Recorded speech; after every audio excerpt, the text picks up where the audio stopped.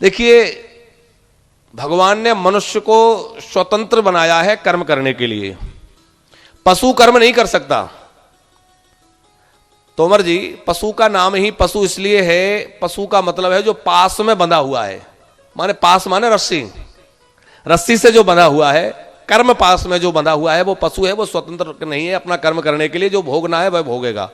लेकिन मनुष्य विवेक प्रधान है, उसमें विवेक है। भगवान ने उसको कर्म करने की स्वतंत्रता दी है, तो वह जो कर्म करेगा उसका सुख और दुख अथवा पाप और पुण्य उसको भोगना पड़ेगा, परिणाम। लेकिन कब नहीं भोगना पड़ेगा? जब कोई मनुष्य सर्वतोभावेन भगवत समर्पित होकर के अपने आप को भगवान के चरणों में समर्पित कर देता है कि प्रभु अब मैं आपके हाथ का खिलौना हूं, अब मैं अपनी मर्जी से कुछ नहीं करूंगा, आप जो करवाएंगे। तो जो अपना आत्मसमर्पण, जैसे नवदा भक्ति में सबसे अंतिम भक्ति कौन सी है? आत्मसमर्पण।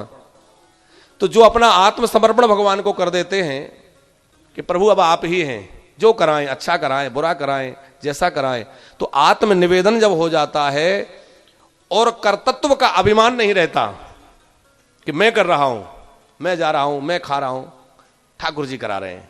कर्तृत्व का अभिमान न रहे, कर्म फल की इच्छा ना रहे। विचार से बहुत ध्यान से सुनने की आवश्यकता है।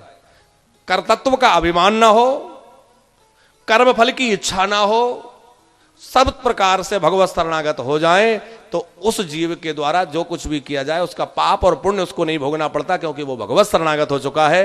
लेकिन जब तक इतना नहीं हुआ है तब तक हमें कर्मफल भोगना पड़ेगा, क्योंकि हम कर्मफल की इच्छा रखते हैं। अभी सब्सक्राइब करें हमारे YouTube चैनल ईश्वर टीवी को और देखिए वीडियोस सबसे पहले।